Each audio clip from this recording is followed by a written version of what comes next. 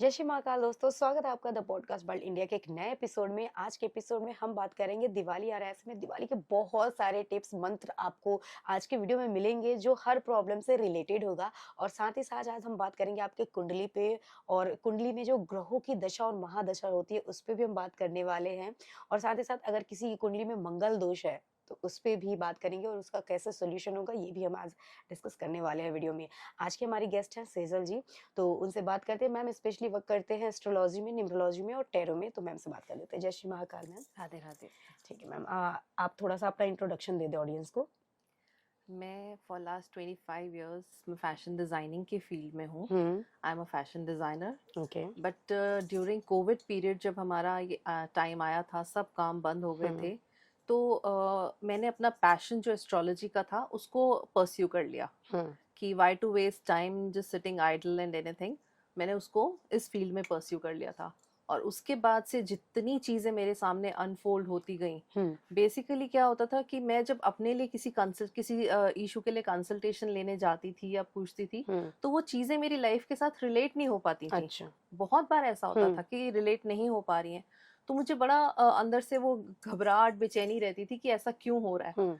तो उसी रीजन को सॉल्व करने के लिए मैंने खुद ही लर्न कर लिया कि instead of going to 10 astrologers and getting confused all the time, आधी रेमेडीज हो रही हैं, आधी नहीं हो रही हैं, आधी चीजें वर्क कर रही हैं, आधी चीजें वर्क नहीं कर रहे हैं, तो खुद ही सीख लो और हर चीज का आंसर मिल जाएगा। ठीक है। बस उसके बाद से जो मेरे लाइफ में चेंजेस आए हैं ये सीखने के बाद, और समझ आया कि क्यों, कहाँ से क्या चीज अटक रही है, क्या चीज आ रही है, क्या चीज जा रही है। ठीक है। तो वहां से लाइफ चेंजिंग पैटर्न स्टार्ट हुआ। ठीक है, तो आज सबसे पहले स्टार्ट करेंगे, जैसे दिवाली आ रहा है तो दिवाली के भी बहुत सारे टिप्स रखेंगे, लेकिन उससे पहले आप ये बताइए कि जैसे राशि की अगर हम बात करते हैं तो राशि दो तरीके से चेक करते हैं। जहां तक हम एस्ट्रोलॉजर नहीं है पर इस बात को आप थोड़ा बेटर क्लियर कर सकते हो।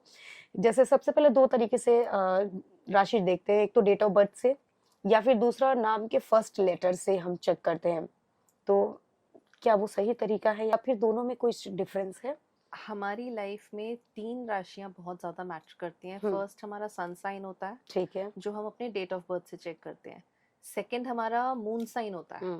मून राशि जो होती है वो हमें हमारी प्रॉपर कुंडली से निकलती है। ठीक है, जिसमें आप पूरा डेट ऑफ बर्थ डालेंगे, पूरा टाइम डालेंगे, तब वो राशि निकलती है। और थर्ड जो होता है वो भी कुंडली से ही निकलता है, बट वो हमारी लगन राशि होती है। ठीक है। तो सन साइन जो होता है वो हमारी लाइफ का बेसिक कैरेक्टरिस्टिक्स बताता है कि हमारा नेचर कैसा है। बाकी अदरवाइज हमारी लाइफ कैसे निकलने वाली है, क्या क्या हमारी लाइफ में हो सकता है, वो हमें हमारी मून राशि से और लगन राशि से पता चलता है। तो दोनों में कुछ डिफरेंस ज्यादा सही तरीका है मेजर ये? डिफरेंस है, क्या बहुत डिफरेंस है, मेजर थोड़ा सा अगर डिफरेंस आप है। डिटेल्स में देना चाहें तो। देखिए, एक कैरेक्टरिस्टिक्स हो गए कि आपका नेचर कैसा है, आप गुस्से वाले हो, शांत हो, ये हो गया। और मून साइन से आपका पता चलता है कि आपकी लाइफ कैसे निकल सकती है। नेचर से आपकी लाइफ नहीं चल सकती ना, आपकी लाइफ चलाने के लिए बहुत सारी चीजें चाहिए होती हैं।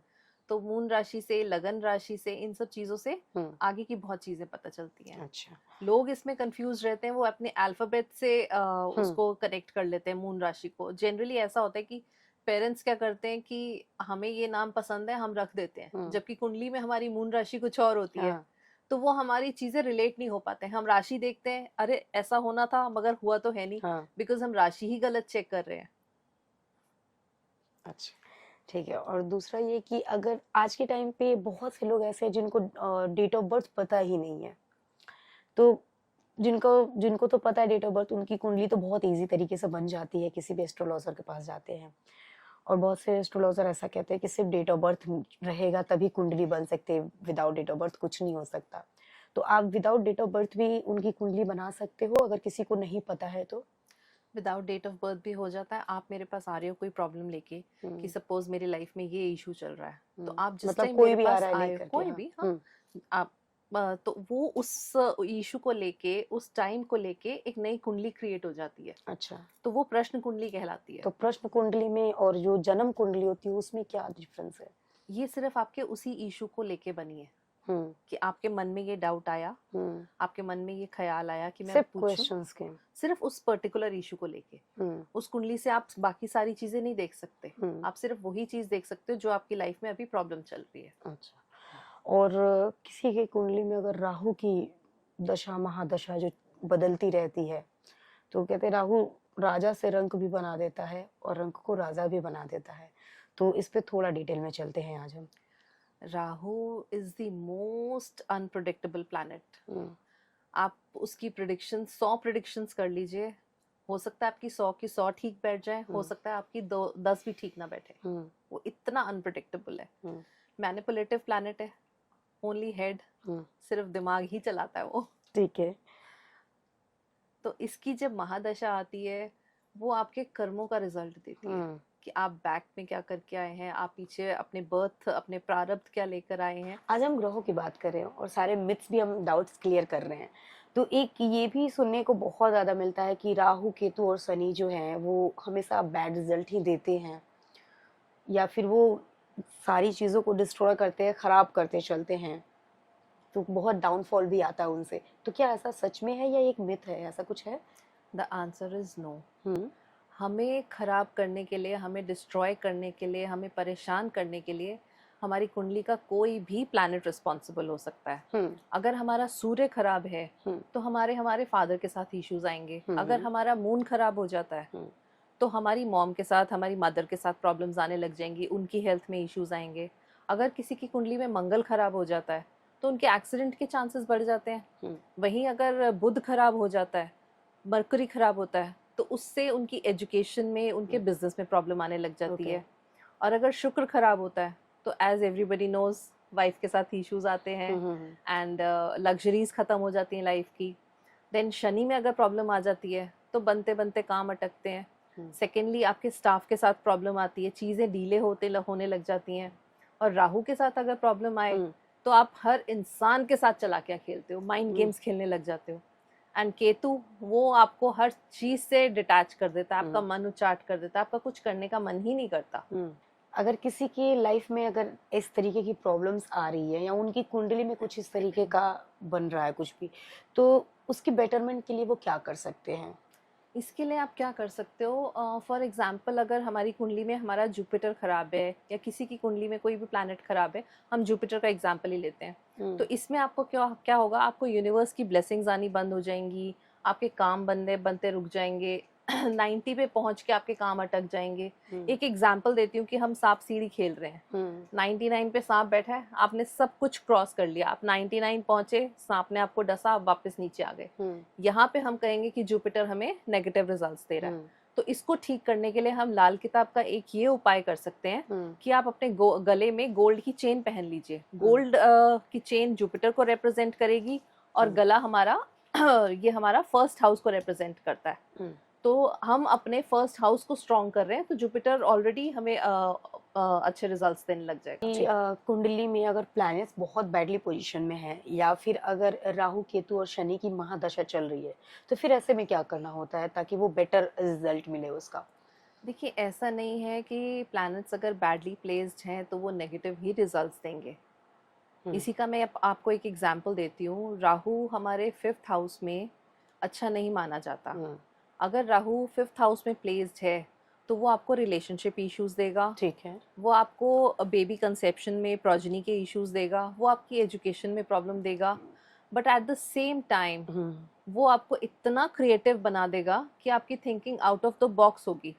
तो लोग आपको देख के जेलस फील करेंगे कि ये इतना अलग कैसे सोच सकता है, ये पर्सन इतना सक्सेसफुल कैसे हो सकता है, इसकी बातें इतनी अलग कैसे हो सकती हैं। तो एक ये भी रिजल्ट आ जाता है इनका। कुंडली में जब 8th हाउस देखा जाता है तो कहते हैं कि उसमें गड्ढा होता है एक तरीके से, तो मतलब ये कुछ समझ में ही नहीं आता है कि गड्ढा क्यों होता है 8th हाउस। 8th हाउस को गड्ढा इसलिए कहा जाता है, मैं आपको राहु के एग्जाम्पल के साथ ही बता देती हूँ। सपोज हमारे कुंडली में राहु बैठा है तो वो हमारे उस जगह के हर काम को सडनली करेगा। ठीक है। सपोज उसके साथ मून आ गया, गोचर में आ गया, वर्षफल में आ गया, या ऑलरेडी प्लेस्ड है, तो ये तो आप लगा लो कि आपकी कुंडली का सबसे वर्स्ट कॉम्बिनेशन हुआ। आपकी लाइफ में इतनी प्रॉब्लम्स आएंगी आप सोच भी नहीं सकते। ठीक है, हर काम आपकी लाइफ में सडनली होने लग जाएगा। जिस कुंडली में राहु और मून साथ आ गया, आपको फाइनेंशियल इश्यूज आ सकते हैं, आपकी मॉम के साथ एकदम से हेल्थ इश्यूज आ जाएंगे, आपको खुद को भी हार्ट अटैक आ सकता है। ये इस लेवल तक स्ट्रॉन्ग कॉम्बिनेशन है। और नज़र लगने की जहाँ तक बात रही, ये एक कॉम्बिनेशन ऐसा भी होता है जहाँ आपको नज़र बहुत जल्दी लगती है। आप ऊपर देखोगे नज़र, आप राइट देखोगे नज़र, आप लेफ्ट देखोगे, कहीं से कोई इंसान आपको देख लेगा, वो आपको नज़र लग ही जाएगी, एक दोष आपके ऊपर आ जाएगा। तो फिर ऐसे में कोई क्या कर सकता है कि उसको, जैसे आपने बताया कि अगर 8th हाउस में है तो वो नजर लग ही जाती है कहीं से भी, तो फिर इसके लिए वो कैसे? इसके लिए आपको टाइम टू टाइम प्रोटेक्शंस ही लेनी पड़ेंगी। इनका कोई इलाज नहीं है, इसमें आपको प्रोटेक्शंस ही लेनी पड़ेंगी, केयरफुल रहना पड़ेगा। प्लस साथ में आप ये कर सकते हो कि कहीं ना कहीं थोड़ा बहुत इनकी प्लेसमेंट्स मूव कर लो। जैसे मैंने आपको जुपिटर का बताया था, फर्स्ट हाउस में मूव कर लिया, वैसे ही आप इन प्लैनेट्स को भी थोड़ा सा मूव कर सकते हो। तो वो कैसे कर सकते हैं? इसके लिए हम क्या कर सकते हैं कि अगर राहु एंड मून साथ बैठे हैं तो एक तो आपको सिवियर एंजाइटी डिप्रेशन होगा ही होगा, मूड स्विंग्स भी बहुत होंगे। इसको बैलेंस करने के लिए आप क्या कर सकते हैं, आप 40 डेज तक कमल मुद्रा कीजिए। कमल मुद्रा इज आपने अपनी चारों फिंगर्स को अपने थंब के साथ मिला लेना है और ऐसे बैठ के आपने मिनिमम 4 मिनट्स एंड मैक्सिमम आपने 24 मिनट्स तक ये करना होता है। ये करने के टाइम आप अपने किसी फैमिली मेंबर को बोलिए, वो आपकी अंजलि में आपके हाथ में 2 से 4 ड्रॉप्स की गंगा जल के डाल देंगे। और अगर कोई ऐसा मेंबर नहीं है, आप ये नहीं कर सकते, तो चांदी का एक छोटा सा स्क्वायर पीस लेके वो अपने हाथ पे रख के उसके साथ आप करिए। इस प्रोसेस में आप मेडिटेशन भी कर सकते हैं, चैंटिंग भी कर सकते हैं, कोई मंत्र जाप करना है आप वो भी कर सकते हैं। और अगर नहीं कुछ करना तो चुपचाप शांति से बैठ के बस 4 से 24 मिनट जितना आपको कंफर्टेबल हो उतनी देर आप ये मुद्रा कीजिए। सिर्फ ऐसे मुद्रा करना है या कोई मंत्र का चैंट भी करना है? अगर आप कर लेंगे तो बहुत अच्छा, नहीं कर पाएंगे तो खाली ऐसे बैठ के शांति से चुपचाप अपना ध्यान लगा के करेंगे। तो मंत्र कौन सा होगा? मंत्र वो आपको जो आपको सूट करे, जो आप रेगुलर करते मतलब फिर आप कोई एक दो आप सजेस्ट कर दो हमारी ऑडियंस को, ताकि वो उसके साथ बोल सके। कोई भी, जैसे आपने बोला कोई भी कर सकते हैं। शिव जी को मानते हैं तो आप ओम नमः शिवाय का कर सकते हैं। अच्छा, अगर आप कृष्ण जी को मानते हैं तो जो उनके मंत्रस हैं उनमें से आपको जो इजी लगे, जो जिस भगवान को अपना इष्ट देव मानते हैं उससे रिलेट करते हैं, जिनको आप पूजते हैं, आप उनसे लेके कोई भी वो मंत्र कर सकते हैं। ठीक है। अभी ये तो बात रही निगेटिव की। अगर पॉजिटिव की हम बात करें, राहु की पॉजिटिव की, अगर राहु कुंडली में पॉजिटिव है तो वो क्या क्या दिला सकता है किसी को, कैसे वो राजा या किंग बना सकता है, तो उसके लिए कुछ बताइए। इसमें क्या होता है, अगर हमारी कुंडली में 3rd 6th या 10th हाउस में राहु प्लेस्ड है, बैठा है, तो वो बहुत अच्छे रिजल्ट्स देता है। अगर बहुत अच्छे नहीं भी दे रहा, दूसरे प्लैनेट्स की दृष्टि आ रही है या कुछ हो, तो एटलीस्ट वो खराब नहीं करता। 10th हाउस का राहु तो आपको पॉलिटिकल लीडर ही बना देता है, ठीक है, पॉलिटिक्स में लेकर जाता है, वहां आपको बहुत सक्सेसफुल बनाता है। 3rd house and 6th house वाले राहु के लिए हम ये कहा जाता है कि अगर किसी का कोर्ट केसेस चल रहे हैं तो वो अपने किसी फ्रेंड को या फैमिली मेंबर को जिनका कुंडली में 3rd या 6th हाउस है, उनको अपने साथ कोर्ट ले जाए, चीजें ऑटोमेटिकली उनके फेवर में हो जाएंगी। मतलब कहीं ना कहीं वो लक काम करेगा। हाँ, वो राहु काम करेगा। और इसका जीता जागता लाइव एग्जाम्पल मैं खुद हूँ। अच्छा। मेरी अपनी कुंडली का राहु 6th हाउस में बैठा है कि मेरे जिन क्लाइंट्स के कोर्ट केसेस चलते हैं उनको तो मैंने बिल्कुल स्ट्रिक्ट इंस्ट्रक्शंस दे रखे हैं कि जब भी आपकी कोर्ट डेट हो, आप हफ्ता 10 दिन पहले मेरे से कनेक्शन में आ जाओ। ठीक है, वो आप डेली 5 से 10 मिनट मेरे से बात करो, सो दैट मैं आपके साथ कोर्ट तो नहीं जा सकती, यू आर माय क्लाइंट, मैं कोर्ट तो नहीं जा सकती, बट मैं ऐसे आपको एनर्जी ट्रांसफर करूंगी और ऐसा होगा। बट इसमें भी क्या हुआ था, मेरे मैक्सिमम क्लाइंट्स इस चीज को अग्री कर जाते हैं। कुछ एक दो होते हैं जो भटकते भी हैं, तो जो भटके उनके साथ भी वही हुआ कि बिल्कुल सब कुछ हमारा पॉजिटिव हो गया। आज तो हमारे जज साहब हमसे बहुत खुश थे, सब कुछ हमारे फेवर में आ गया, अगली डेट पे ना हमें ऑर्डर पास हो जाएगा, और अगली डेट पे ऑर्डर नेगेटिव पास हो गया। ऐसा क्यों? क्योंकि उन्होंने ये इतना कॉन्फिडेंस आ गया कि सब कुछ हमारे फेवर में हो गया कि उन्होंने कनेक्शन फॉर्म ही नहीं किया। ओके। तो ये ऐसे भी वर्क कर जाते हैं, पॉजिटिव के साथ नेगेटिव हर चीज साथ चलती है।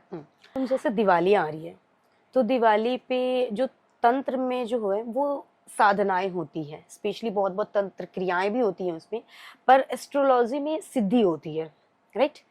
तो एस्ट्रोलॉजी में जो सिद्धियां होती हैं वो पॉजिटिव रिजल्ट्स के लिए होते हैं। तो कुछ हमारी ऑडियंस को आप कुछ टिप्स, कुछ मंत्राज शेयर करें ताकि उनके लिए भी थोड़ा बहुत बेटर हो सके। जरूर। हमारी पूरे साल भर में होली, दिवाली, दशहरा, शरद पूर्णिमा, पूर्णमासी, अमावस, ये जो डेज होते हैं इनमें हमारी यूनिवर्सल एनर्जीज बहुत हाई होती हैं। और आप नॉर्मल टाइम में अगर कोई काम 40 दिन में करते हैं तो यहाँ इस ड्यूरेशन में आपका वो काम 1 हफ्ते में भी सिद्ध हो जाता है। ठीक है। दिवाली के टाइम पे आपने अब थोड़े से दिन रह गए तो आप दिवाली के टाइम में ये कर सकते हैं कि जो हमारे लाइफ में प्रॉब्लम्स आ रही हैं, जो प्लैनेट्स हमारी लाइफ में प्रॉब्लम्स क्रिएट कर रहे हैं, सपोज आपको गवर्नमेंट से कोई प्रॉब्लम आ रही है तो आप सूर्य का मंत्र सिद्ध कर लीजिए। ठीक है। ये मंत्र आपने सिर्फ 7000 टाइम्स करना है एंड इसको हम करते हैं सुबह सूर्योदय के समय। इसका जो मंत्र है वो है ओम ह्राम ह्रीम रोम सह सूर्याय नमः। ठीक है, ये आप करिए 7000 टाइम्स। ऐसा नहीं कि आपने सिर्फ एक ही नाइट में करना है, इसको आप डिवाइड कर सकते हैं 2 दिन 3 दिन में, जैसा आपको कंफर्टेबल हो आप डिवाइड करके उसको अपना सिद्ध कर सकते हैं। अगर आपकी कुंडली में चंद्रमा खराब है, मून खराब है, आपको मदर से प्रॉब्लम आ रही है, आपका कैश फ्लो खराब हो रहा है, तो उसमें आप क्या कर सकते हैं, आप मून का मंत्र, तांत्रिक मंत्र जो है उसको सिद्ध कर सकते हैं। इसको आपने 11000 टाइम्स चैंट करना है ड्यूरिंग संध्या काल। और ये जो मंत्र है ओम श्राम श्रीम श्रौम सह चंद्राय नमः, ये मंत्र है, इसको आप सिद्ध करिए। मैं फिर से आपको एक बार रिपीट कर देती हूँ। इसका मंत्र रहेगा ओम श्राम श्रीम श्रौम सह चंद्राय नमः। मार्स का जो प्लैनेट है, मार्स प्लैनेट है, अगर ये हमारा खराब होता है, हमें हेल्थ इश्यूज आने लग जाते हैं, हमारे एक्सीडेंट्स होने लग जाते हैं, हमारा ब्लड फ्लो होने लग जाता है, कहीं ना कुछ हम सीधा चल रहे हैं और कहीं ना कहीं हमें कुछ चोट लग गई और हमारा ब्लड निकल आया, तो ये हमारा मंगल खराब होने से होता है।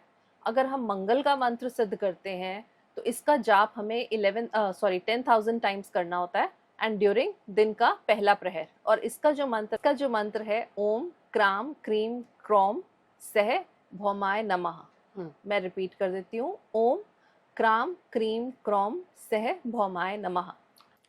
तो अभी 9 प्लैनेट्स हमारे हैं, जैसे तो आपने 3 प्लैनेट्स का जिक्र करा, तो अभी बाकी के जो 6 प्लैनेट्स हैं उनका भी मंत्र आप बताते चलिए, और किस मंत्र का जाप वो किस लिए कर सकते हैं ये भी बताते चलिए। ठीक है, अगर आपको बिजनेस में प्रॉब्लम आ रही है, आपको स्टडीज में इशू आ रहे हैं, तो उसके लिए आप बुध के मंत्र को सिद्ध कर लीजिए। बुध का जो मंत्र है वो आपको 9000 टाइम्स करना होता है और दिन के मध्याह्न काल में। ठीक है। इसका जो मंत्र है वो है ओम ब्राम ब्रीम ब्रोम सह बुद्धाय नमः। रिपीटिंग अगेन, ओम ब्राम ब्रीम ब्रोम सह बुद्धाय नमः। इसको आप 9000 टाइम्स करिए। इसके बाद हम जुपिटर की बात करते हैं। जुपिटर हमारी ब्लेसिंग्स का प्लैनेट है। अगर हमारी ब्लेसिंग्स आनी रुक रही हैं या हमारे इनफैक्ट हमारे बच्चों के लिए भी जुपिटर हम देखते हैं, अगर हमारे बच्चों में कोई प्रॉब्लम आ रही है, उनकी लाइफ में कोई इशू आ रहा है या हमारी ब्लेसिंग्स रुक रही हैं, तो उसके लिए हम जुपिटर का मंत्र सिद्ध कर सकते हैं। ये मंत्र हम 19,000 जाप करते हैं इसके एंड ये टाइम होता है इसका प्रातः काल का। और इसका जो मंत्र है ओम ग्राम ग्रीम ग्रोम सह गुरुवे नमः। ठीक है, इसको रिपीट कर देती हूँ, ओम ग्राम ग्रीम ग्रोम सह गुरुवे नमः। देन वी कम टू शुक्र। वीनस जो हमारा प्लैनेट है, अगर आपकी वाइफ के साथ इश्यूज आ गए, अगर आपकी लाइफ में, मैं ट्रैवल करता हूँ मर्क में और अब मुझे ट्रैवल करना पड़ रहा है इंडिका में, अगर ऐसी लग्जरीज में आपकी लाइफ आ गई है, डाउन हो गई है, तो यहाँ आपका शुक्र खराब है। इसको आपने इसका जो आपने जाप करना होता है वो आप करते हैं 18,000 बार, 18,000 टाइम्स एंड ड्यूरिंग ब्रह्म वेला जो हमारा मॉर्निंग टाइम होता है। और इसका जो तांत्रिक मंत्र है वो है ओम द्राम द्रीम द्रोम सह शुक्राय नमः। रिपीट कर देती हूँ, ओम द्राम द्रीम द्रोम सह शुक्राय नमः। ठीक है। ठीक है, अब इसके बाद हमारे पास आता है शनि। अगर हम शनि देव को करने लगते हैं, शनि देव की ब्लेसिंग्स आपको पता ही है, वो हमारे कर्मों के देवता हैं। हमारे हर काम में आपके कर्मों के अकॉर्डिंग ही आपको रिजल्ट्स देंगे। चीजें स्लो हो रही हैं, काम नहीं बन रहे हैं, स्टाफ से प्रॉब्लम आ रही है, तो इसका जाप आपको करना होगा 23,000 बार, 23,000 टाइम्स। एंड इसका जो टाइम रहता है करने का वो संध्या काल होता है। और जो इसका मंत्र है, जो इसका तांत्रिक मंत्र है, ओम प्राम प्रीम प्रोम सह शनैश्चराय नमः। रिपीट कर देती हूँ, ओम प्राम प्रीम प्रोम सह शनैश्चराय नमः। शनि के बाद हम बात करेंगे राहु की। ठीक है। राहु का जो तांत्रिक मंत्र है वो हमें जाप करना होता है 18,000 टाइम्स एंड ड्यूरिंग रात्रि काल। और जो इसका मंत्र है वो है ओम भ्राम भ्रीम भ्रौम सह राहुवे नमः। रिपीटिंग अगेन, ओम भ्राम भ्रीम भ्रौम सह राहुवे नमः। एंड इसके बाद जो लास्ट हमारा आता है केतु, केतु का जो तांत्रिक मंत्र है उसका जाप हमें 17,000 टाइम्स 17,000 टाइम्स करना होता है, वो भी रात्रि काल में। और इसका जो मंत्र है ओम स्त्राम स्त्रीम स्त्रौम सह केतवे नमः। रिपीट कर देती हूँ, ओम स्त्राम स्त्रीम स्त्रौम सह केतवे नमः। ये मंत्र आप इन डेज में आप सिद्ध कर सकते हैं, बट इनकी भी एक रिस्ट्रिक्शन ये होती है कि ये मंत्र अगर आप अपनी मर्जी से सोचेंगे तो आपके वो सिद्ध नहीं होंगे, आपको किसी ना किसी गुरु से इनकी दीक्षा लेनी पड़ेगी। बिना दीक्षा लिए ये मंत्र सिद्ध नहीं होते हैं। अच्छा, तो मतलब गुरु किसी को बनाना होगा तो ये मंत्र सिद्ध जपते हैं, चैंटिंग करते हैं तो वो उनके लिए इम्पैक्टफुल रहेगा। बहुत इम्पैक्टफुल रहता है। ठीक है। अच्छा, अगर हम रेमेडीज की बात करें कि बहुत बारी ऐसा होता है कि रेमेडीज फॉलो करते हैं लोग पर वो रेमेडीज काम नहीं करती हैं, तो ऐसा क्यों होता है? ऐसा इसलिए होता है कि हमें अगर अपनी कुंडली की किसी भी चीज़ की सॉल्यूशन चाहिए तो वो हमें 3 तरीके से मिलते हैं, ठीक है। And that depends upon our karmas, जो हम पीछे से लेकर आए हैं, जो हमारे प्रारब्ध हैं, जो हम इस जन्म में कर रहे हैं, वो सब उन कर्मास पे भी डिपेंड करता है। अब हम जाकर करते हैं सिंपल रेमेडीज, बट हम पिछला कर्म अपने इतने हेवी लेकर आए हैं, अपना प्रारब्ध इतना हेवी लेकर आए हैं, ठीक है, तो सिंपल रेमेडीज हमें वर्क नहीं करेंगी। आप उनको करते जाइए करते जाइए करते जाइए, अंत पंत आप थक के बैठ जाएंगे कि नहीं जी ये तो बेकार है, कुछ नहीं हो रहा। इसके लिए आपको एक स्टेप ऊपर चढ़ना पड़ता है। अगर आपके नॉर्मल कर्मास हैं, नॉर्मल आपकी छोटी मोटी प्रॉब्लम्स हैं, बड़ी प्रॉब्लम्स भी सॉल्व हो सकती हैं अगर आपने अपने कर्मास को इस जन्म में अच्छा रखा हुआ है, तो आपकी बड़ी प्रॉब्लम्स भी रेमेडीज से सॉल्व हो जाएंगी। हमारे 3rd नंबर पर रेमेडीज आती हैं, हमारे 2nd नंबर पर हमारे मंत्र जाप आते हैं, जो हम चाहे हवन करवा के करवाएं या हम खुद उसकी चैंटिंग करके करें, तो ये एक नियम के साथ करने होते हैं। मंत्रास को भी करने का एक नियम होता है, क्योंकि ये चीजें टफ होती हैं तो हर इंसान इसको फॉलो नहीं कर पाता, इसको नहीं प्रैक्टिस भी नहीं कर पाता, तो वो सिर्फ रेमेडीज पे ही अटका रह जाता है। कुछ ही लोग होते हैं जो रेमेडीज से ऊपर उठ के मंत्रा जाप पे आते हैं, ठीक है। और अगर कहीं इनमें भी सोल्यूशन नहीं मिलता तो सबसे टॉप, सबसे बेस्ट जो उपाय रहते हैं वो होते हैं हमारे तीर्थ। हम जिस धरती पे पैदा हुए हैं, हमारी जो सनातन संस्कृति है, उसने हमें इतनी धरोहर, इतनी चीजें दे रखी हैं जो हम सोच भी नहीं सकते। हम नाम लेंगे और हमें वो तीर्थ मिल जाएगा जहां से सॉल्यूशन होना है। अब जैसे हम पीछे राहु की ही बात करते आ रहे हैं कि राहु के आप रेमेडीज करिए, राहु का ऐसे करिए, राहु वैसे परेशान कर रहा है। मैं कहती हूँ अगर आपको राहु बहुत ज्यादा परेशान कर रहा है तो आप खाटू श्याम जी को पकड़ लीजिए। हारे का सहारा खाटू श्याम हमारा, माता छिन्नमस्ता को पकड़ लीजिए, चिंतपूर्णी जी को पकड़ लीजिए, क्योंकि ये जो देव हैं, ये जो देवी देवता हैं, ये ओनली हेड है और राहु इनके अंडर आते हैं। अच्छा, तो राहु सारे इनके कंट्रोल में आते हैं। भगवान भी खुश हो गए और राहु भी परेशान नहीं करेंगे। आपके कितने कर्म कट जाते हैं। तीर्थ जाने से सिर्फ आपको सॉल्यूशन नहीं मिलता, आप अपने पीछे कर्म भी काटते जाते हैं। एक आपने रेमेडीज करी, अभी का काम हुआ खत्म। आपने मंत्रास करे, अभी का काम हुआ, थोड़े दिन पहले के हमारे कर्म हुए वो खत्म। आप तीर्थ कर रहे हैं, आप अपने जन्मों जन्मों के कर्म खत्म कर रहे हैं। अगर आपको बेबी कंसेप्शन में प्रॉब्लम आ रही है, प्रोजनी में इशू आ रहा है, आप माँ कामाख्या जाइए, वो वहां का देवी हैं, आपको देंगी। 200% देंगी। अच्छा। अगर आपको कोई कोर्ट केसेस में इश्यूज आ रहे हैं, आपको लीगल कोई प्रॉब्लम आ रही है, आपको गवर्नमेंट से कोई इश्यूज आ रहे हैं, आपका पॉलिटिकल करियर है या कुछ भी ऐसा है, आप माँ बगलामुखी जाइए। अच्छा। सिद्ध देवी है, सिद्ध पीठ है, और ना वहां के काम बने, ना वहां के रिजल्ट्स आए, 200% मेरी गारंटी है। मेरे तो खुद ट्राइड एंड टेस्टेड ये सारी चीजें हैं। अच्छा, अभी दिवाली पे लक्ष्मी जी की बहुत पूजा, लोग दिलो जान से हम सब पूजा करते हैं कि लक्ष्मी जी खुश हो जाए, हमारे घर में आके वो बिल्कुल विराजमान हो जाए, कहीं जाए ही नहीं। पर कितनी भी पूजा प्रार्थना करने के साथ लक्ष्मी जी आती ही नहीं है जल्दी, और आती भी हैं तो ज़्यादा टाइम के लिए नहीं आती है। तो ऐसा क्यों होता है? ऐसा इसलिए होता है कि कोई भी आज के टाइम में हमें सक्सेसफुल देख के खुश नहीं होता। ठीक है। तो अगर हम कहीं ऊंचा उठ रहे होते हैं तो सामने से 4 लोग आ जाते हैं आपकी टांग काटने। नहीं कुछ कर सकते तो आपको बुरी नजर देते हैं, आपको बद्दुआ देते हैं, आपको हाय देते हैं, आपसे जेलसी होते हैं।